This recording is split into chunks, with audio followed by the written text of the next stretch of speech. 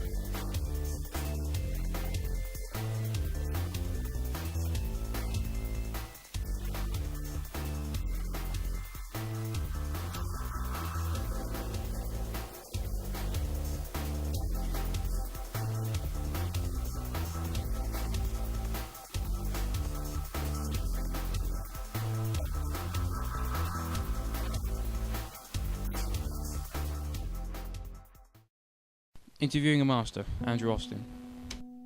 Martial arts, there's two main parts to martial arts. One is the martial aspect and one is the artistic side. The obvious one is the martial arts, as in the fighting aspect of it. So as a means of self-defense or to defend against an attacker.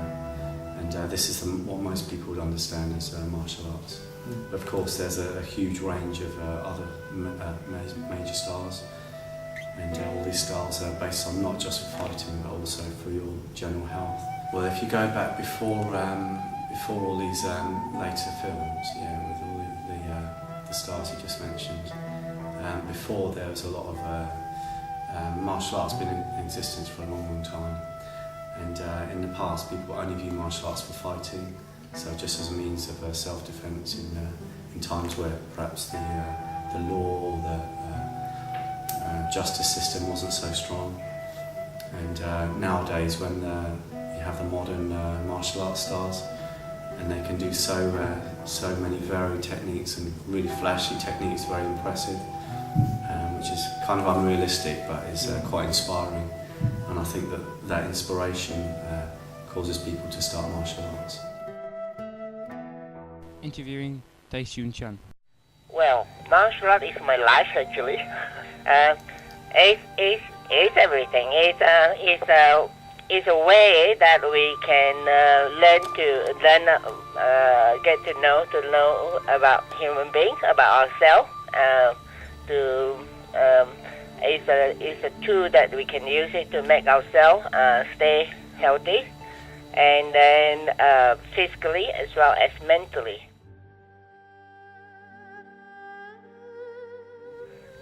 For sure, it make it getting far away from the real art itself, but at the same time, it making people to draw the attention together.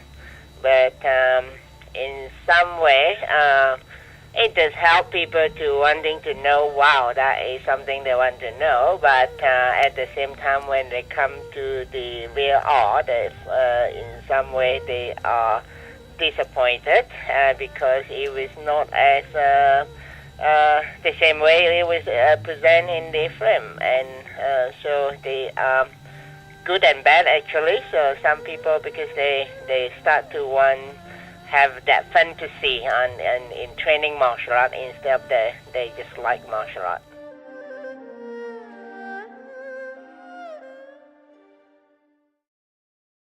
Well, we do it every other day so our body can develop and recover from the day of training. So, well, the time it takes, like we use, like and train, then yes. But the philosophy and mentally is what you take away, like how you see things and how you. The philosophy is the way of life, really. Well, parkour is unique. There's nothing else like it. You don't need no equipment. You just need a good pair of trainers, and everything you do, moving efficiently. A to B, getting to A to B is parkour, so that's why it's special and good. You will get like hurt and all that, so if you don't do it like you have to put into it. You can't just do it. It takes ages. The top guys have been doing it for 15 years and they're still developing. You have to do parkour efficiently. You have to train every day.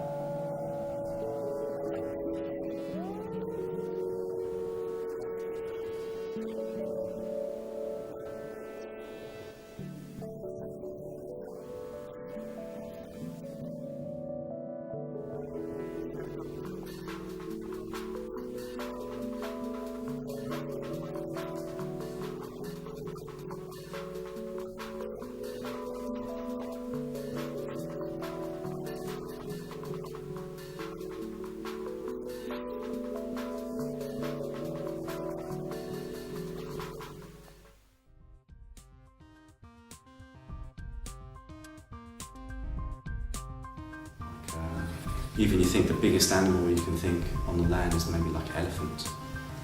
And they say an elephant can walk past you in the jungle and you won't even hear that they're there.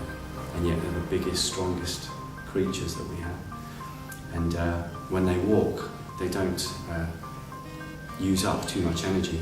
They're kind of softer, even though so heavy and strong. I mainly teach Tai Chi, like internal styles, which has a very, very deep philosophy in the martial arts.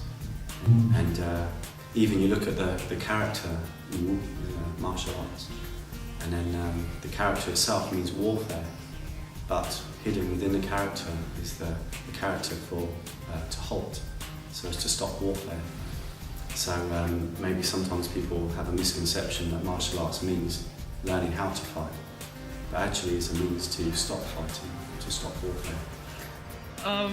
Well, the time it takes, like we use, like and train, then yeah. But the philosophy and mentally is what you take away, like how you see things and how you. The philosophy is the way of life, really.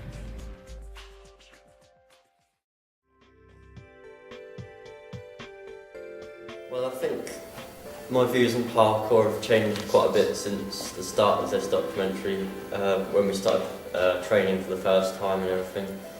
And I think the philosophies in my mind have also changed as well, because I find that the philosophy saying that you can apply everything that you learn to life is very relevant, and I can understand that now.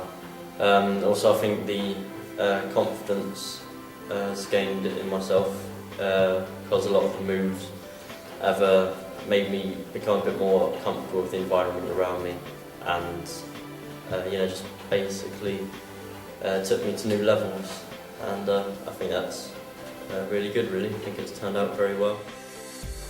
I think this documentary is, well, I think it's done what it's set out to do. It's kind of proved my point of it should be taken more seriously. My views on the martial arts philosophy and the things that have changed. Many future Andrew Austin, he totally, he just blew my mind away, really. Pete's training definitely helped me a lot as well, because the kind of martial arts made me a lot more flexible. It made me a lot more, I don't know how to put it, I suppose you could say fluid in what you do, and it also teaches you how to plan ahead and what you do. So now when I'm like half through a parkour on my bottom or something, and I'm already like 3 moves ahead of the game, if you know what I mean. But yeah, I think it's been really, really successful in what it was set out to achieve.